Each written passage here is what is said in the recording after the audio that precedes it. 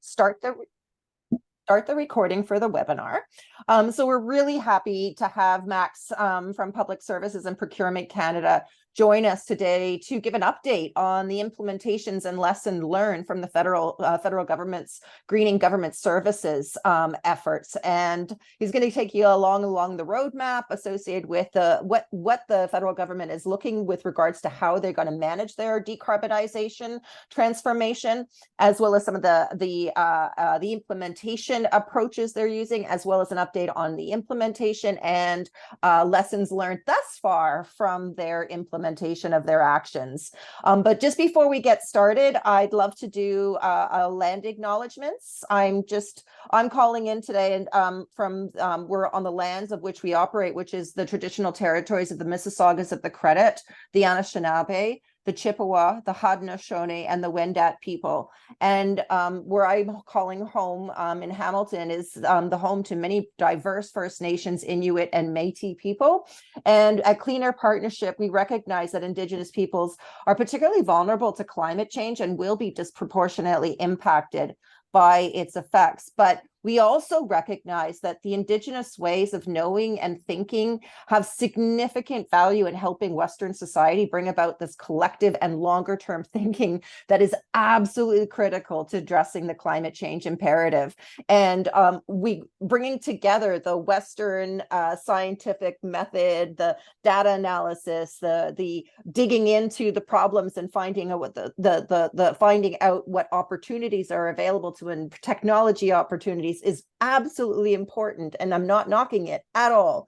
But what are the also really important things that I think Indigenous people bring to this, to the human evolution and to this challenge that we face ahead of us, is their longer term thinking and their recognition of all the interdependencies and codependencies and systems thinking, and that longer term 7-generation thinking that is really, really important. So I think the two coming together with Western science and technology and Indigenous ways of knowing and understanding interdependencies and systems thinking is so important to addressing the climate change imperative ahead of us. So just before I go into the turning it over to, I'm just trying to find the video of where I put it. I'm just going to share a little video just on Indigenous September 13th, Indigenous Reconciliation Day. But what I thought was really interesting about the sharing is how it's not just about the past, it's also about the present. So I thought I'd wanted to share a little bit about that. When we're learning about all of the heartbreaking things that happened at the Indian residential school systems because of Truth and Reconciliation Day and also Orange Shirt Day, recognize that we're not learning about the history of Indigenous people. We're learning about Canada's history, the history of the Canadian government. This is a reflection that I had while I was viewing all of the comments and the messages from non-Indigenous people and from allies and from settlers. And another reflection that I had is that there seems to be this language of past tense, and I want to make it clear that the harm and the effect of the Indian residential school system, all of that trauma, is ongoing and continuous.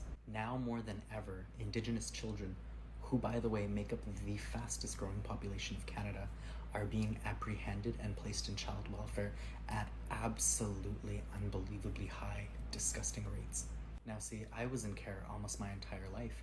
I didn't transition out of care until I was 24. I've lived in foster homes, group homes, transition homes, SIL buildings, placements, homeless shelters, you name it, I know what it's like. The government hasn't stopped discriminating to and contributing to the deaths of Indigenous youth. It's just that it looks a little bit different now, so I think people get really confused. But make no mistake, today I am honoring the survivors of the Indian residential school system. But more than that, today when I wear orange and I'm telling people that every child matters, I'm talking about those kids in care too. Their lives matter and they need to be brought home as well.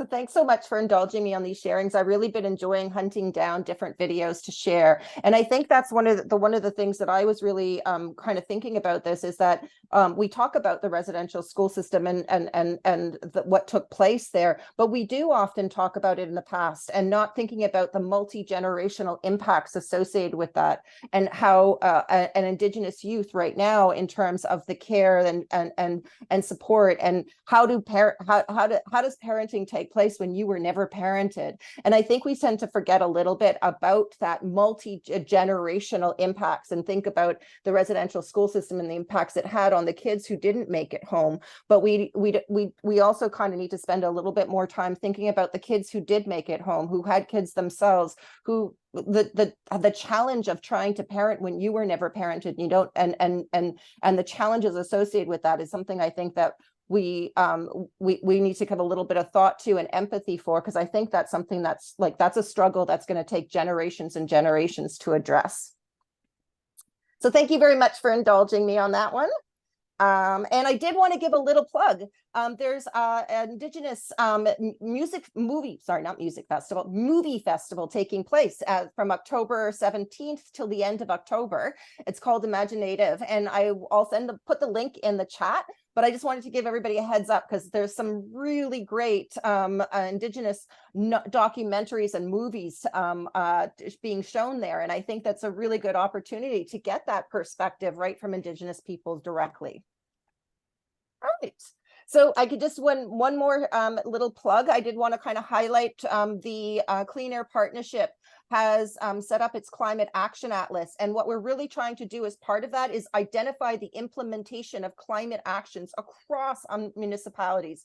And you can submit your own climate action. You can verify what climate actions are coming from your municipality, see if there's any gaps. We're always looking for new projects and to put into the Atlas. And I will put all of those links in the chat as well. And just to let everybody know, I'm going to stop sharing now.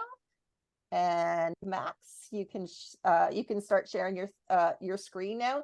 And I wanted to give everybody a heads up that we are going to be recording this this webinar. We're going to be sharing the URL for where the video can be viewed. We're encourage everyone to share it with others in their community and municipalities who they think will be or should be or will be interested. And then also as well, we're going to be sending that out to everybody via email so that you could forward those emails around as well. And I'm really glad Max is joining us here from the Government of Canada and the Public Services and Procurement Canada division within the federal government. And thank you, Max, for coming to provide an update on the Greening Government Services implementation of the Net Zero roadmap. It's my pleasure to be here. I'm happy to be with like-minded thinking people in terms of, the importance of taking action against climate change. It's a reality. I think everyone here has experienced it in the last few years, these extremes. And probably a couple of years ago, it was my colleague over at Treasury Board, the Center for Greening Government, probably Malcolm Edwards, that probably provided that update. And Treasury Board is what's called Central Agency for Government Operations. So they set the policy in a high level.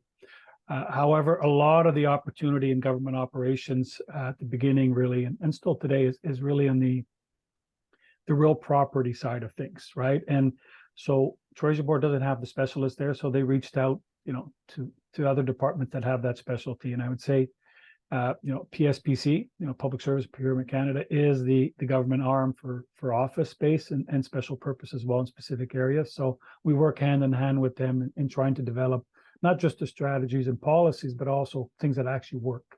So I'm here really to kind of share what we've done over the last 8 years at PSPC of trying to operationalize some of the things that our government, federal government, has set for the country. So a little bit of housekeeping rules. I really like an interactive session, so I hope I'm not here speaking for whatever time I have on the slides. So if there's any questions, please don't be shy. And if it's too detailed, then I'll try to address them at the end. I want to get through all the material, but I'm super happy to have you guys here. And from there, I will move forward and share sort of the roadmap that we have done over the last 8 years, touching, I think, the things that interest you specific to this group. Gabby helped out a lot, figuring out exactly what those areas of interest are for you. So let's see how this works. Oh, why isn't this working? Oh, there we go, going the wrong way. Okay, so I think the key piece for us is to understand where we're going. And we did get leadership at the federal level in terms of a clear priority that climate change is a priority, and we need to address that in all our business decisions moving forward in terms of government operations. So over the years, we have significant documents that have helped us, set the path to where we're going and what we've done and where we're headed. We have our national real property portfolio. We are the largest real property owner of office space in Canada. So those are some big pieces, quite complex organization. We're also the central arm for procurement for the government. So we'll buy paper, pencils, all the way up to fighter jets and new boats. At the same time, we also have our the sustainable future. So we have those, what we call those international commitments, such as Paris Accord. We have the national ones, which are like the Pan-Canadian Framework on Clean Growth and Climate Change. We also have the Federal Sustainable Development Strategy.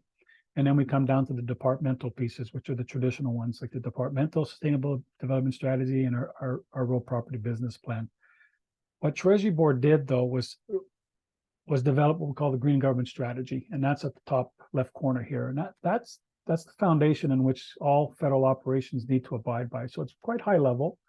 But I encourage everyone here, if you're looking to set a clear direction, for organizations on what you need to do, that's the proper level to get the buy-in, for what I call the people that aren't necessarily the specialists. So that's really what drives, our business decisions.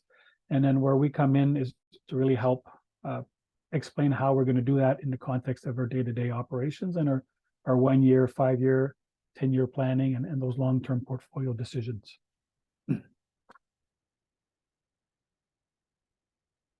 Did I skip one? No. Okay.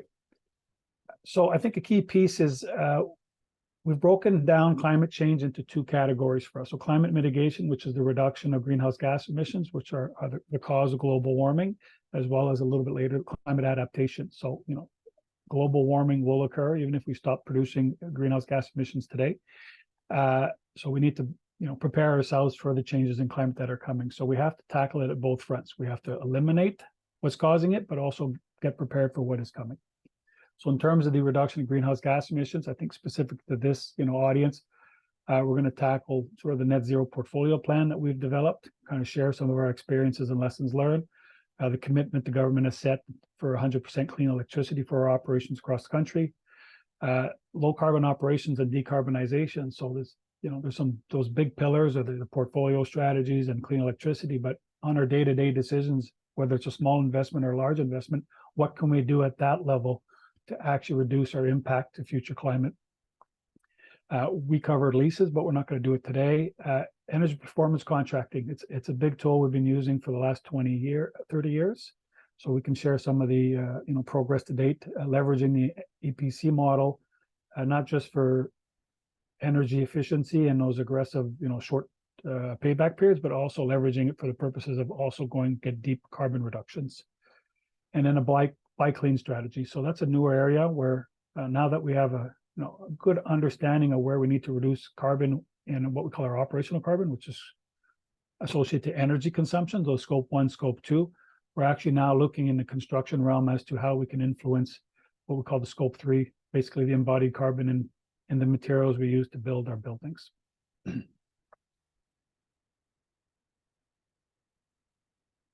So this kind of gives you a summary of where we're at.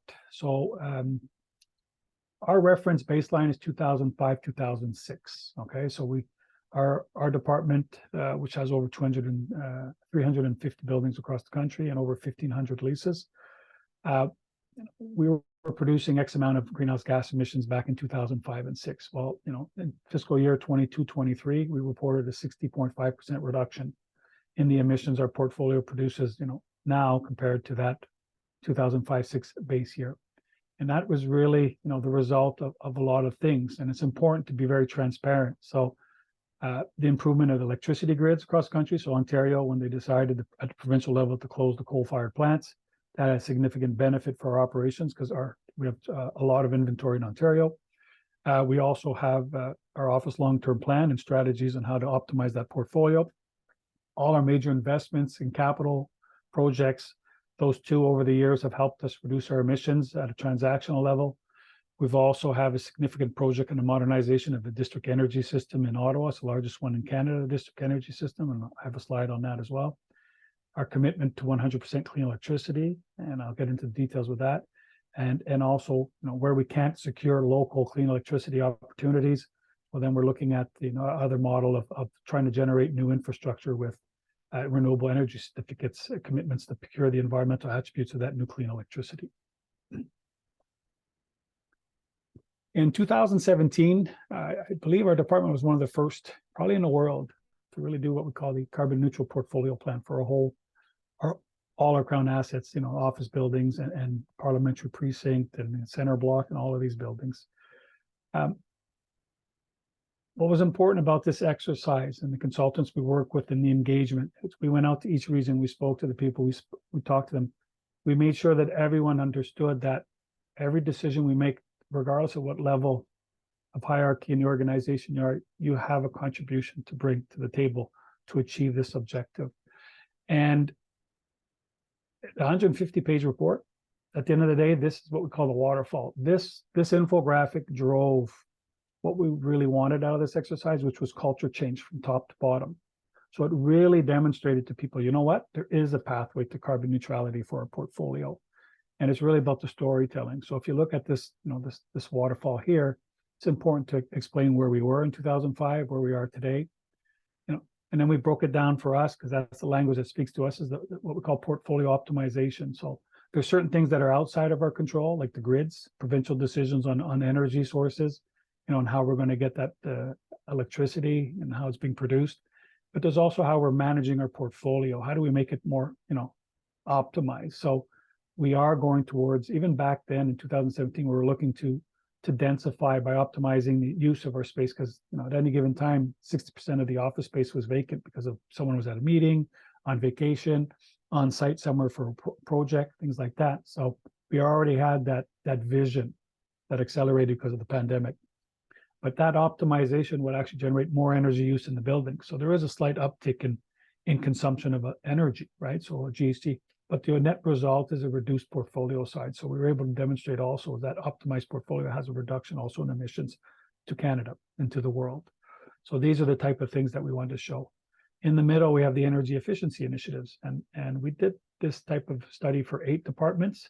They're all unique. Everyone has a different opportunities list and challenges. So for us, you can see the big areas of opportunity at the time were LED lighting. We had a lot of old buildings using still T8, T8, actually 32 and 28 watt, fluorescents. We leveraged smart buildings for the optimization, but we had deep retrofits. And I think that's a key piece, is we had opportunities. We had a lot of older buildings we needed to renovate. So we had tremendous opportunity to reduce emissions as part of major investments for asset integrity. Did you guys just lose my screen? No, it's all good. I see it. Okay. I think you might mine just disappeared. you might just I need to didn't go. You might see on the bottom a little Z. You might just need to click on that. Okay. Well, right now it's back. I can see it. As long as you see it, I do. we're all good. Perfect. So that's it. And then we have the modernization of district energy had a big influence, but we had some placeholders. We think there's opportunities for tenant engagement, smart grids, innovation. So that kind of shows people, hey, we have opportunities based off what we do on a day-to-day basis. And then that last chunk, there's always a portion related to what we don't have operational control. Well, there's procurement opportunities, and that's on the right-hand side. So that's a key piece. And this was what I'd say a significant piece. It was a culture change piece. Okay, that was critical in our organization. We just recently finished the revised version. So it's the same exercise, but it's a net zero carbon portfolio plan, because industry's gone towards the term net zero instead of carbon neutral. But in this case, what we did is we expanded it. So we included the leased portfolio and the emissions associated that we believe, through desktop exercise, leveraging StatsCan and NRCan information. We included our infrastructure. So the Burlington Lift Bridge, the LaSalle Causeway, we have bridges, dams, the Squamish Graving Dock, the Alaska Highway, 900 kilometers, it is ours. So we added those as well. We have Cape Breton operations, which is a closed mine out in Cape Breton that we will be for the rest of our life for remediating contaminated soil and water. So we tried to bring in a lot of those other aspects. So this is the true portfolio, and this kind of gives us the opportunities of where we need to go. And really the focus on this one is the opportunity to optimize our portfolio, right? If we can actually reduce the amount of space. And that's what we've always said. The square footage we do not need is the cleanest, greenest one. So that sort of gives you an indication how we've progressed. We went from just our crown assets to now looking at all aspects associated with our portfolio. All those graphs were, good, what we just presented, but it's hard to present that to, senior executives. So what we decided was to develop infographics. Okay, so this one, what we call Mount Carbon, scaling down the PSP GSC emissions. So sort of what I mentioned, those different initiatives, it's kind of demonstrating where we were. So like I said, in 2005, we're 270 kilotons. Today, we're at 130. But what's important is to explain to the decision makers is that there's work that's ongoing today. So the effort we have securing clean electricity across the country, it's ongoing. We'll only see the results in future years, but it's kind of moving ahead. We're kind of showing and demonstrating the impact of that as we progress. The modernization of the district energy system, which is ongoing, should be completed in 2026, 2025, 2026. That also have a big chunk. We do have a office long-term plan disposal of specific assets that are no longer required, and then our ongoing major projects as well. So this is kind of demonstrating to the senior management, hey, we might be at 130, but the ongoing work and the decisions we've made today, because real property takes time, are going to get us to about 22.5 kilotons, okay, of remaining emissions. So you know what? Let's have a conversation and focus on those remaining emissions and where those next opportunities are. So these are the type of infographics that were critical in helping, tell the story, tell the message of where we need to prioritize next. For the context, to help people understand where our emissions are, that's another piece that's also important, right? We need to kind of demonstrate. So I think in the municipalities, I think if you had to target your areas where you have the most emissions, it'll be your public works, with transportation vehicles. It'll be your arenas, it'll be your sportsplexes, those type of fairs, and those other places, if you have a lot of 24/7 operations, those are the type of facilities that you probably want to focus, and you're very aware of that. That's where you should be focusing. So we had to do that as well to understand where we need to go. So if you look at this, Quebec has clean electricity, Pacific region has clean electricity. We've done some work there. So, there's small percentages. For us, it's that little, even though it's a big country and we have assets across the country, if you look at that little white circle, which is National Capital Area, that includes the parliamentary precinct branch, that's about 60% of our emissions still remain in National Capital Area. That's why we have a lot of focus there. But Western region and Atlantic region. So Atlantic region is an area where we have a lot of work to do, a lot of small buildings. So it's kind of hard, but this helps tell the story to figure out where we need to focus. So that's a part of that carbon neutral plan. You need to demonstrate where the next effort is. If you look at our fleet for our department, it's 0.6%. It's going to, on its own, go to 0% because we're going to zero emission vehicles. So by 2025, 100% of all vehicles that will be purchased will have to be ZEV. So at that point, we don't need to put the effort there. We need to put the effort to put the infrastructure to charge them. But in terms of the emission reductions, it will come organically because industry is going there. So where are those hard areas? This helps tell the story. Max, just one question. You might have mentioned it, but I didn't quite register. The PPB, what's that stand for? Parliamentary Precinct Branch. So, okay. So I think it's like center block, west block, east block. It'll be where the Prime Minister's office, the PMO, the Privy Council, anything related to the machinery of government in terms of like the politician, like the senator and all that. That in itself is a specific branch. We call it the campus, right? Because they have about 35 buildings, but they're all located. It's a campus, right? So they have tremendous opportunity because they can kind of. It's a small portfolio, very important, high visibility. That's why it's separate, but it is producing about 10% of the emissions. However, initiatives in my branch, which is Real Property Services, are going to address all of their emissions because all those buildings are hooked up to the district energy system. And for the electricity, we're covering it through the National Clean Electricity Initiative. So now what they're doing is they're going to be looking at driving energy efficiency. So the energy efficiency is going to be the key driver instead of carbon. But as we make those buildings more efficient, it's going to free up clean electricity on the district energy system from other people, right? So you don't have to build extra capacity if you make the present consumers more efficient. But by doing that, you automatically are going to increase your available capacity without putting capital investment in pipes and boilers. but in asset integrity, making the buildings more energy efficient and up to date to what you need them to function as. Perfect. Thank you. This is one I'm particularly proud of because we've been working on it for many, many years. So as part of the Pan-Canadian Framework in 2017, our Minister of the Environment at the time said that federal operations will be powered with 100% clean electricity, by 2025. Okay, so 2017, 2025, so lots of time. My minister in 2019, in her mandate letter, it was clearly identified she had the responsibility of putting a strategy in place to secure clean electricity for government operations. It was one of the first times that PSPC had been tasked for Government of Canada type of objective, and it made sense. We have technical expertise. We're also the Center for Government of Canada Procurement, and a lot of this has to do with procurement, energy.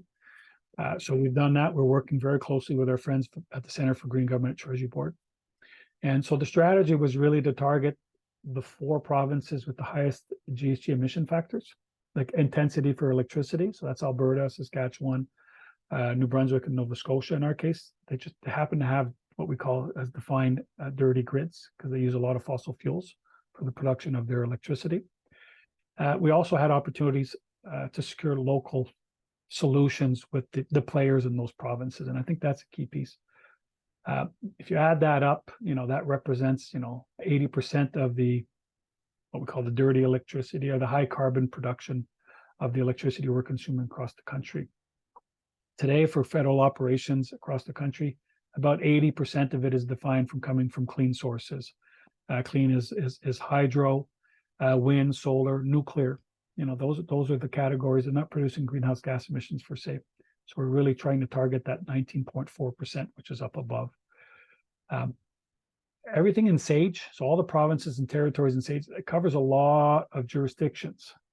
We've lumped that in because we don't necessarily see opportunities for local solutions today in the National REC Certificate Initiative at 3.5%, about 3.3% as a gap strategy.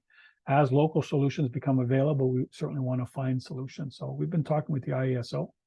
It's very hard. They're taking baby steps on the progress, I would say, on those opportunities, but we're not quite there yet. But as soon as there's an opportunity in Ontario, we would like to explore, a local solution there. And the key piece with this one, we're not securing clean electricity from existing infrastructure. So one of the priorities was to actually have net new infrastructure being built. So in Alberta, we signed a contract because it's a deregulated market last year with Capital Power to provide us clean electricity from a new wind farm for the next 20 years. In Saskatchewan, it's a regulated market, so we have an agreement with SaskPower, the Crown Corp there. 75% of our needs are coming from the exercising of an option on a wind farm they had secured, but our commitment allowed them to exercise the option. And the other 25% comes from a solar farm from an Indigenous business community. In terms of the Alberta one with Capital Power, we also have Indigenous equity in there as well, above 5%. In Nova Scotia, we've been working with the province for many, many years, and we're at the point right now they're going to go out they're doing the procurement on behalf of many large consumers for the securing new infrastructure for our needs there, and we're in discussions with New Brunswick. For the RECs, we've gone out with tenders. It's innovative. How many people have gone out just to secure environmental attributes from RECs, from new infrastructure before? It hasn't been done, to my knowledge, so we're doing that. We did 3 procurements adjusted according to what the industry was telling us. I'm happy to say that we just signed a contract award for 5% with an Indigenous business. So that's a key piece. We have an RFP that closed at the end of last month, and we did get proposals, so we're going to have to evaluate those as well. So things are moving along. All that to state is what we have secured so far and what looks to be on the table is probably about 3/4 of what we need will be delivered in the near term. And if you look at that, electricity for government operations represents 30% of the emissions we report on an annual basis. So this is a significant initiative. And in Nova Scotia, we don't look at it as a cost premium because the new renewables actually cost competitive, if not cheaper, than the present legacy old systems. So we're getting really good rates and pricing. Isn't that great? That thresholding being passed? Yeah, it's there. And I think in Alberta, we're getting cost competitive with regular electricity, in Saskatchewan as well. So these are the things that it was the most cost effective way of reducing our emissions while generating jobs, stimulating the market, making sure the renewables done at a large scale, industrial scale, with the professionals who know how to keep them operating with a contract that they get paid if they optimize it. So it's remove that burden on us with the local solar, on our own buildings. So that's where the best bang for the buck was. And at that point, we were able to cover, like a lot of emissions for the government. And then just mention some conversations with the IESO. Is some of the conversations with the IESO about advancing a renewable energy credit kind of market for? We'd like to go out, like we've approached them. We'd like to do a similar process where we're working with the province of Nova Scotia, and they've got an independent procurement agent going out with an RFP, and they have Nova Scotia Power, who is private, but they have a monopoly and they're heavily regulated by provincial legislation. But we'd love to be able to have some sort of independent procurement agent in Ontario go out with a procurement process where we commit to a certain amount. We just want the environmental attributes. They can retire them on our behalf. Right. We don't mind, but we want to make sure they're retired because of our contribution. At this time, the provincial legislation says the IESO retains all environmental attributes for all clean electricity produced. So it's a legislative barrier that seems to be getting to a point where we might have a local opportunity. I think it's a critical piece. We're very much interested in making sure there's investment in Ontario for clean electricity in Ontario that we'd like to have for our operations. Definitely. Yeah, because I think that's something that municipalities have also been quite interested in, but there's just not a present policy framework for it. Yeah, and I think we're committing. We're willing to commit a 20-year agreement if the price is right, to actually contribute to that capital investment project. And I love wind and solar because it's not. Wind and solar is not governed by geopolitical aspects, right? It's Mother Nature dictates when it's windy and when it's sunny. It's unlimited when it's windy and when it's sunny. So, it's really like a 3P project, like a bridge or a highway. There's no risk in terms of, as long as you get your modeling right for the wind, the cost, the maintenance, it's quite stable. The economic model for a 3P to do something like that makes sense. And then we provide that financial contribution. Not like natural gas and coal and oil where the price fluctuates up and down. It's very hard for people to manage. So that's why we think there's a good business model across the country for that. But we're not pushing. Remember that we're not the federal government doing federal legislation. We're the federal government as a client trying to see if there's options, service offerings. So in Saskatchewan, what we worked with them over a year with, they were so happy with it. They've now made it a service offering for anyone in Saskatchewan. So it's become now a new service offering option for anyone. Excellent. But we're just looking for something for us as a client. Yeah. Oh, and one of the question that came in just from Melanie, just we wanted to get some information on the district energy system. Here it comes. Okay. So the district energy is a key piece for us. So if you look at it, I would say 35% of the emissions that PSPC reports every year comes from a district energy system. So obviously it's an old system. It's one of the oldest in Canada, if not the oldest. We're still running steam, old first generation district energy. We actually signed a 3P contracts, billions of dollars of investment for asset integrity purposes, but at the same time to look at how we can actually optimize it and make it more environmentally friendly. So when you look at district energy, you have to look at what your challenges are and where your opportunities are. So you're in Ottawa. We own the bridges. We also have buildings on the Gatineau side, and we have land on the Gatineau side. So electricity in Quebec is clean and cost competitive. So what we have been able to do, also for redundancy purposes, if there's power failures and aspects like that, we actually are in the process of modernizing all of the system to go away from steam to go to low temperature district hot water. We've modernized every single building connected with the energy transfer stations and updated aspects like that, and updated the humidification accordingly, because we used to use steam. But more importantly is we do have natural gas boilers being installed. But what we have done is installed 30 megawatts of electric resistive boilers on the Gatineau side, and it's connected to that whole loop on the downtown core. So that 30 megawatts will be the primary heating source. So its utilization factor will be significant. So it's going to cover about 60% of our peak demand needs.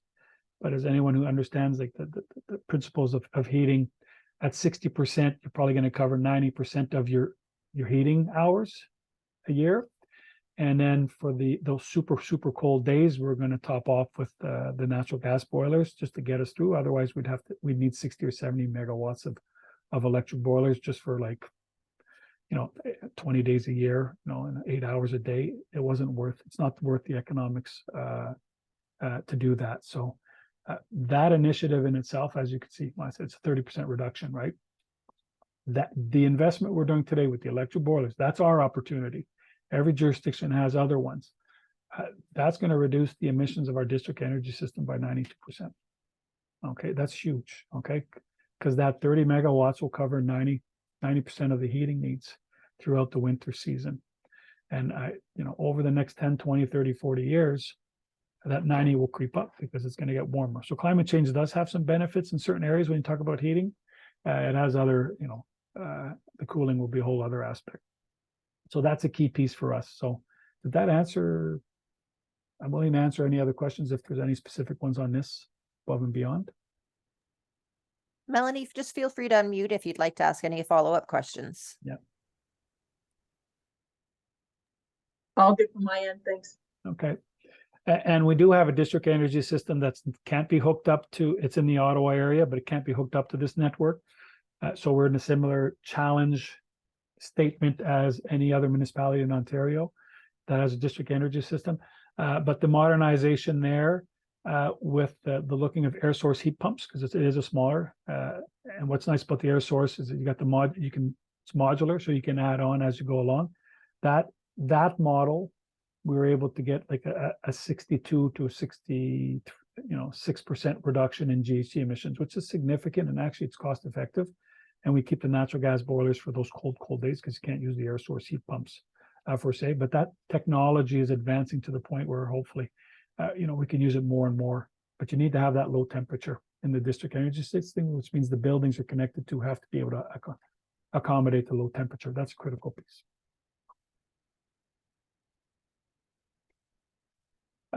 One of the things Gabby mentioned that was significant was like the shadow price, but also the requirement now when we do our options, the type of investments, let's say a new build or a major renovation, we can no longer just look at the upfront capital cost to help inform decision making.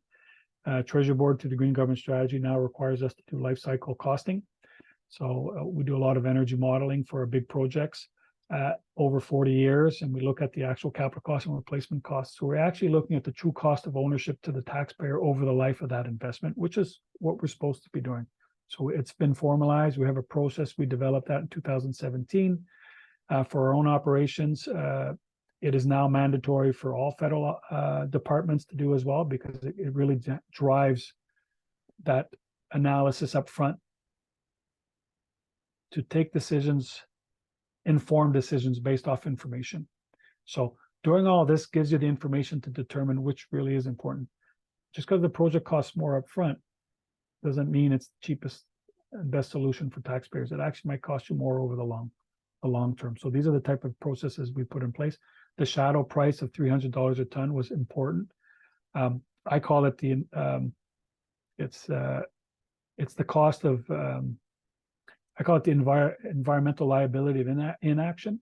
So if there are emissions that remain, it is the future cost that we will have to spend either to remove the equipment and find something that doesn't generate the emissions, or through the investments for carbon capture out of the atmosphere. We're going to have to find solutions to get that carbon out of the atmosphere. So it's basically allowing us to monetize a future expense that our children might have to spend. So it's helping us make those financial decisions. But what we've learned is that as long as you build an energy efficient building from the get-go, that reduces emissions, that shadow price at $300 is having minimum impact on going that much further.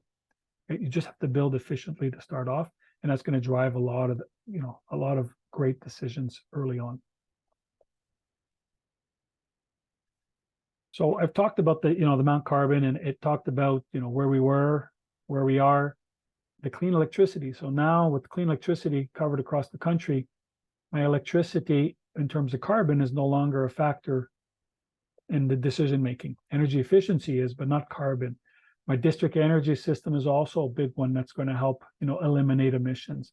So what does that leave me with? It leaves me with my scope 1 emissions, that 22.5 kilotons I mentioned in the Mount Carbon at the bottom.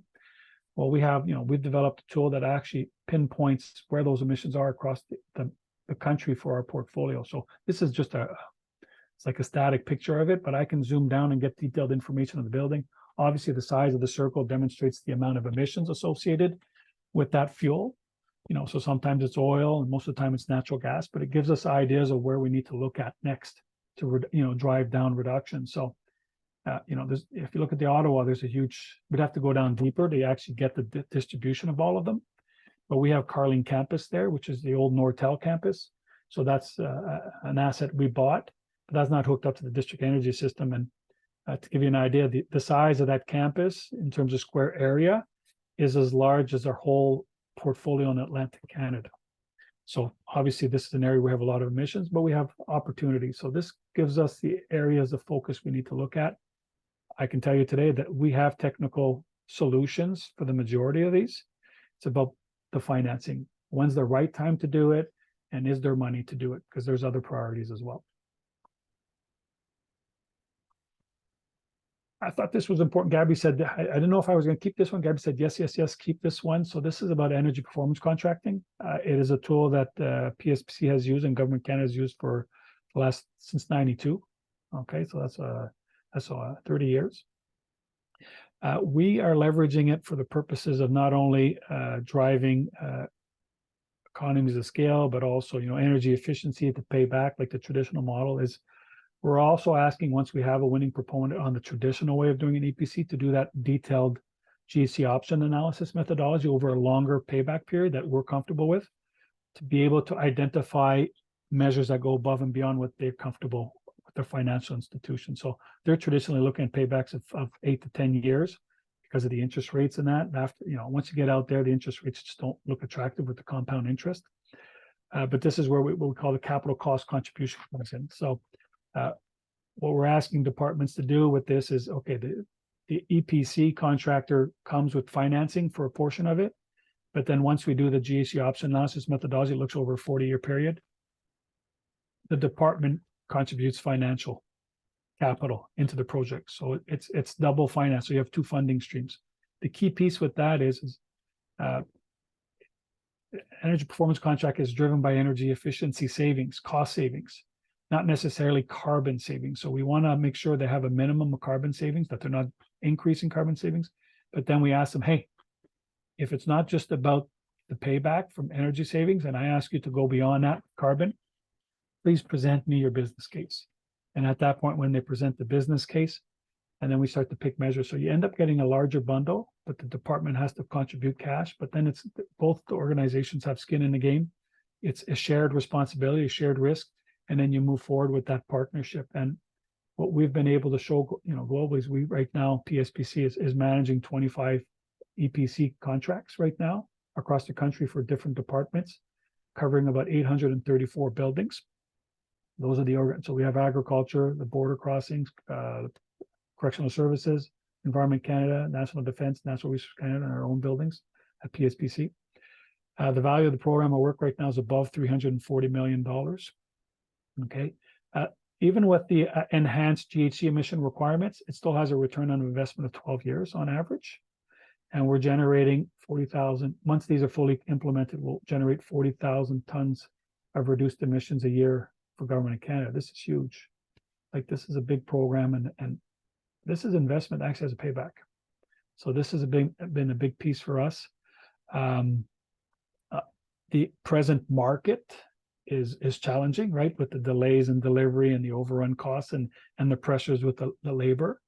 But the beauty of this contract is we're working in partnership not only with the financial institution and the designers, but also the project managers and the general contractor with the EPC model. So it gives us tremendous flexibility to adjust according to market conditions and make sure we get the best value for the dollars we're spending. Max, one of the mention Yeah. when on the energy performance contracting, I would guess like one of the challenges municipalities have with energy performance contracting is that in the past they've gotten a little bit they haven't necessarily turned out the way they wanted them to do in terms of the cost sharings or the revenue or energy saving sharings across these projects. What is the federal government doing to help kind of address the past things that went wrong in energy performance contracting and moving forward? And then what kind of internal capacity do you have to review the analysis of what they provide you on the business case and what you have on the business case to ensure that both people are on the same page and agreeing on the numbers? Yeah. So it's 30 years.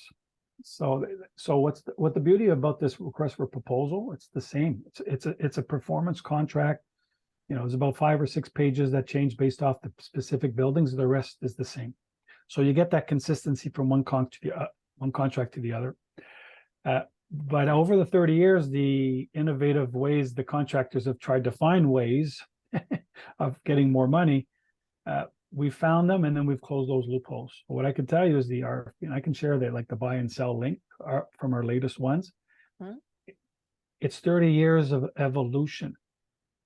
Okay, so we have buyout clauses. So there's a buyout clause, and so at any time we can, once the savings they've proven them to us. Why do I want to stay in a contract where there's administrative costs on both sides? And sometimes you have extra money at the end of the year and stuff like that. So we have options to buy out. They've gotten innovative now. They give us they charge us a certain amount fixed to close the file with the bank and things like. But we're able to get out and save money.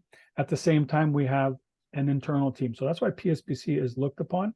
There's only 3 departments right now that have the capacity to do these because they are so unique in terms of procurement models. PSPC, Defense Construction Canada, which is basically the agent of the D&D, and Natural Resources Canada, who actually developed the program. Natural Resources Canada doesn't have the capacity. They relay everything to us. And D&D splits their energy performance contracts between DCC and ourselves. But we have a dedicated team. This is all they do. 12 months a year, 365 days a year. And we also have, regardless of where it is in the country, as soon as there's an EPC in the country, it comes to the people at the National Capital Area to drive the procurement process. So the technical authorities, but also our procurement authorities. So even though we have procurement branches across the country, they don't do the procurement because for them, they don't understand. So we have the same group. So that is a critical piece. NRCan has, tools to help. I understand the municipalities, it's tough because how to get that expertise. I don't have an answer for that, but if that is something that is of interest, I can certainly reach out to certain people to find out how to go about it. I know the province of Quebec has put in a super ESCO that has a mandate from the province to actually provide the full spectrum of services. There's some specific models I know in Quebec that are working and are being, pushed. Can that be, replicated in Ontario? Probably. Because I think that would be one of the criteria that would be needed to move municipalities towards this type of a model is that support on the contracting end, just to make sure that they're not making the same mistakes that others have made in the past, Yeah, and I would say in Quebec's always been at the forefront of energy efficiency. It never went away because the provincial government always gave mandates to the 2 public utilities, Hydro-Quebec and Gaz Metro. They forced them to provide the services. But because they provide the services, and this was still stuff that was of interest, there's consultant firms out there who don't do EPCs, but have ex-employees from EPCs that actually provide services for quality control. So, you go out for the contract, but then you hire a consultant who specializes in this to support you. Another key piece that we're learning with this is you needed big buildings. And traditionally, you need a building with at least $300,000 of electricity cost to interest the market. Because at a 10% savings with an 8-year payback, you got to get at least 30 or $1 million. Like you're always looking at a large dollar.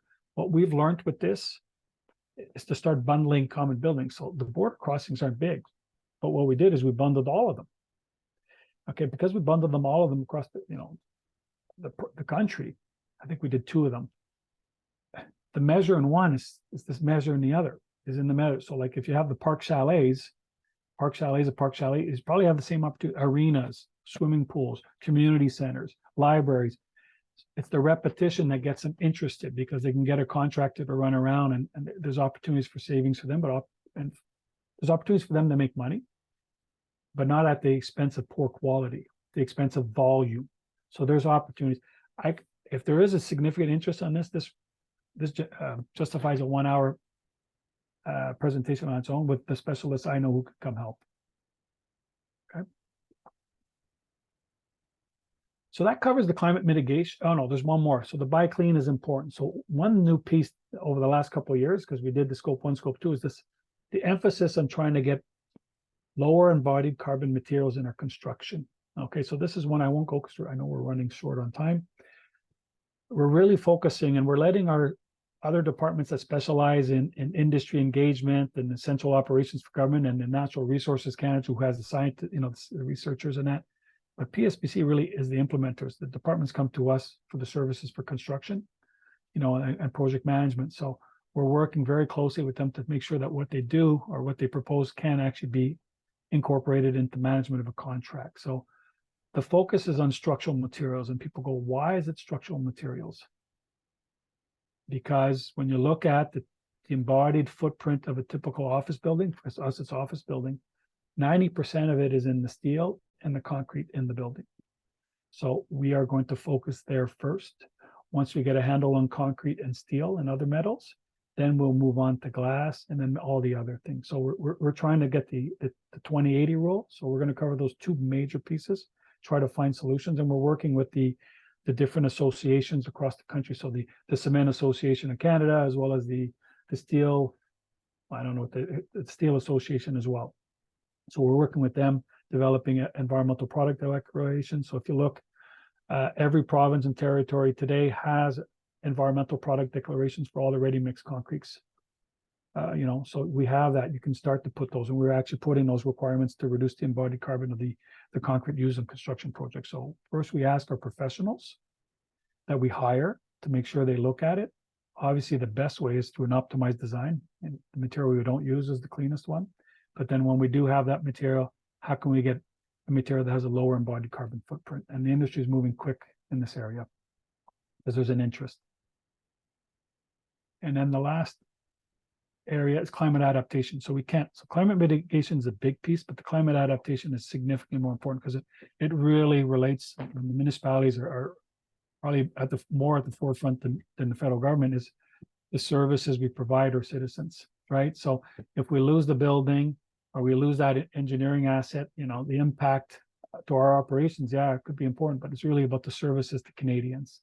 So, so we really have put the emphasis on collecting information because we didn't have it in the past. So we want to have the right information on what the future climate is going to be to inform decision-making. So we've targeted two areas: existing buildings and then our major projects. So either new construction or major projects where we have an old asset, we're putting a lot of money in, we want to make sure it will be able to last the test of time with the change in climate. So for the existing assets, what we've done is we call them CREVAs.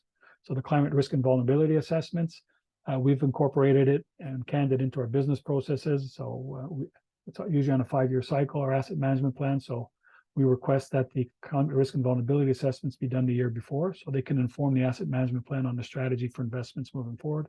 Doesn't mean all the recommendations in the CREVA get done.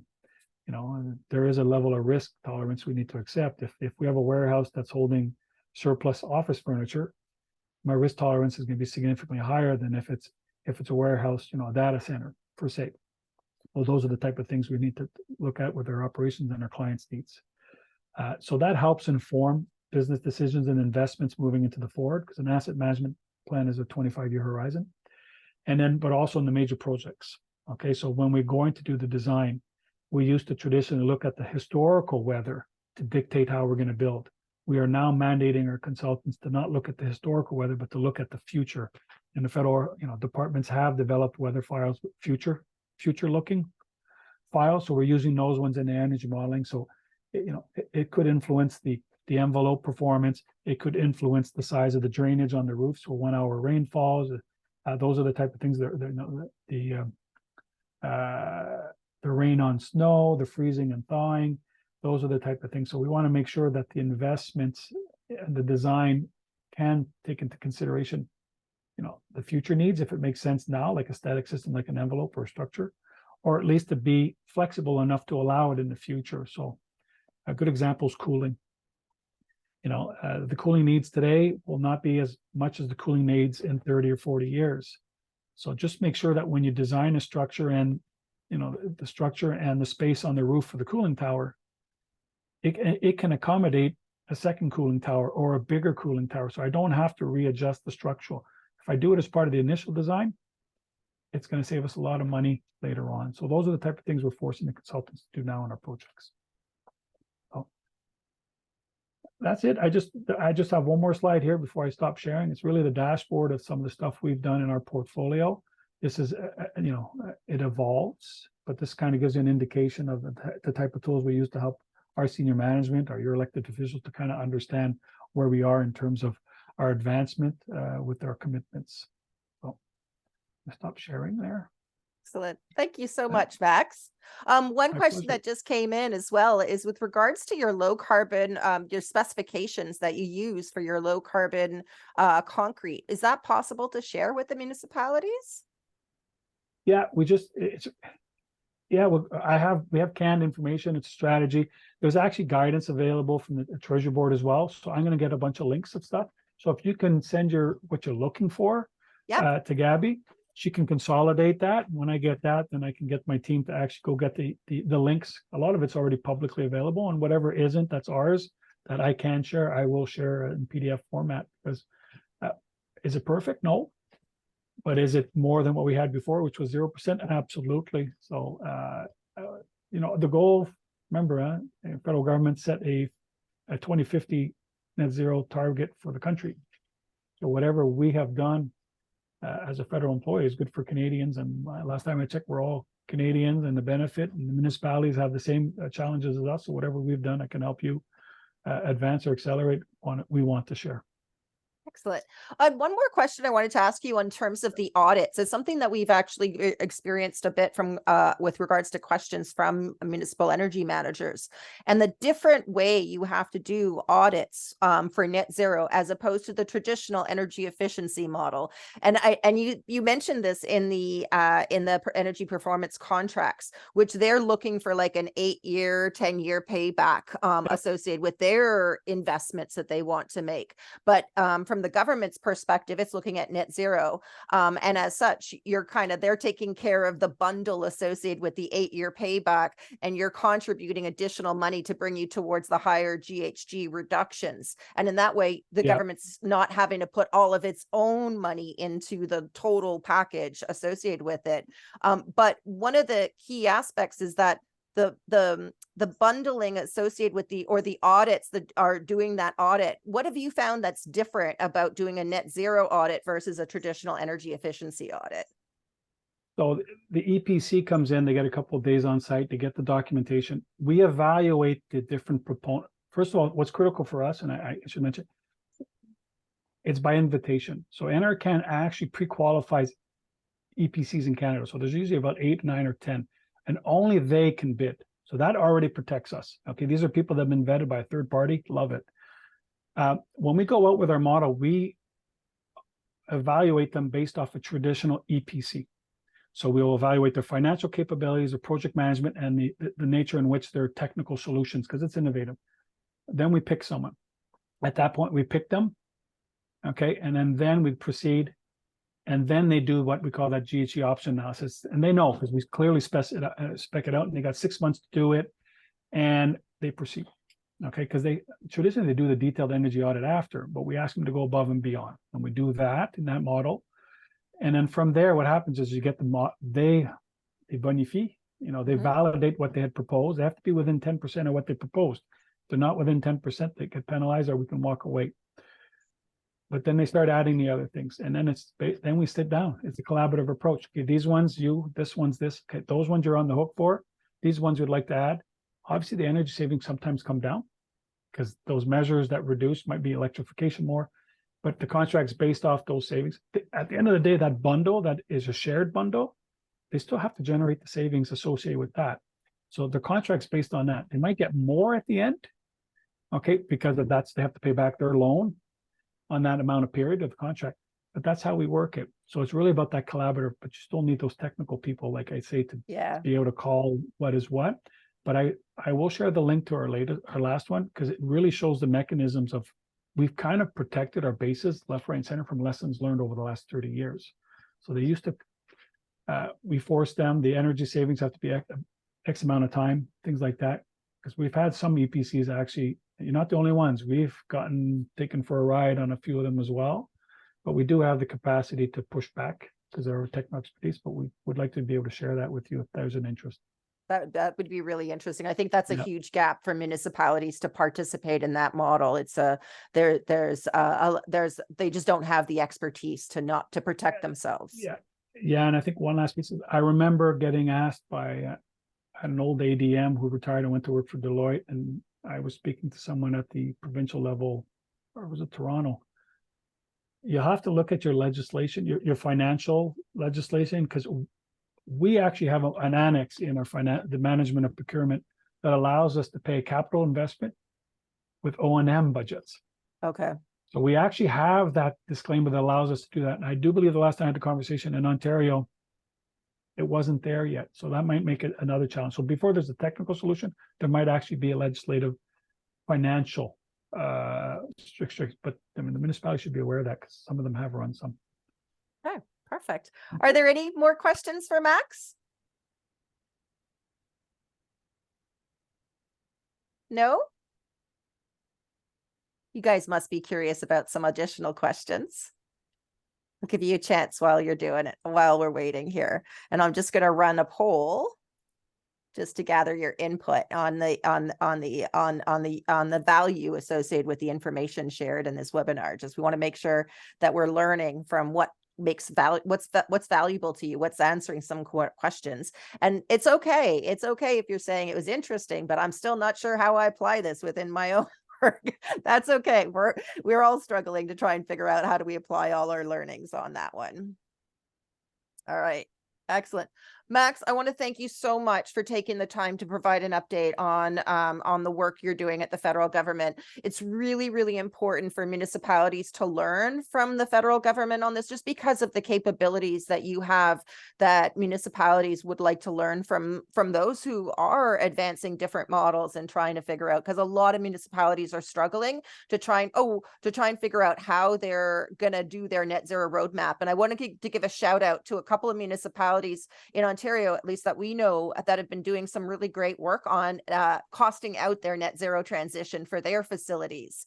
And that's I put the links in the chat, but Whitby, Barrie, and Burlington have been undertaking some net zero costing studies, again, moving away from the 8-year payback model that was the traditional approach that they used, and moving to a life cycle costing analysis. And what I think is particularly powerful about with the work that municipalities are doing on this one is one of the key findings coming out from this work is that municipalities need to bring their energy, their net zero roadmap together with their asset management plan to make sure that when the state of good renewal comes up, that is associated with the asset management. That's just overall asset management. And then the net zero costing study brings in the green premium that's associated with moving from traditional business as usual towards net zero carbon on that one. That's exactly. And we did the plan and we did the implementation plan. If you hit it when you're doing that asset integrity investment, the incremental cost, you're going to save money to your taxpayers. Okay, because the incremental cost, you get the savings. That is the ideal time to do it, but you only have one shot every 40 or 50 years. Yes. So that's the key piece you have to look at. And then one last question that came up, it was just, I know that you're focused on buildings, but is there a federal government kind of process or requirement with regards to like events that take place that municipalities have, or sorry, federal government has with regards to vegetarian and plant-based diets? It's one of the things we've kind of been also exploring, of moving away from like providing a plant-based diet on at events that we have. And I was just curious what the federal government is doing on that. It's first time I hear of it, but I like it. Okay, I do know that ECCC, Environment Climate Change Canada, has the mandate for the offset program, and they have actually, when we had the G8 in Quebec City, you know, it was carbon neutral. They offset the whole program. That's the big piece right now is we are capable of offsetting events, but I'm going to actually ask my sustainable people really in the circular economy and all these ask biodiversity really about that vegetarian diet, because that is a very interesting one. So Yeah, it's I one do we- not, I will ask. And if Okay. I do have information, I will share it with Gabby, and that way it can be shared with this network. Excellent. Thank you so much, Max. I really want to thank you for taking the time to share the update on the Greening Government Services and the Net Zero Roadmap for you guys. And thank you all for joining. I will send out an email with the PDF of Max's presentation along with the recording. Please do share it with others in your municipality. And again, thank you, Max, for joining us and providing us your update. My pleasure. Everyone enjoy the beautiful weather. Thank you, you too. Bye-bye. Bye.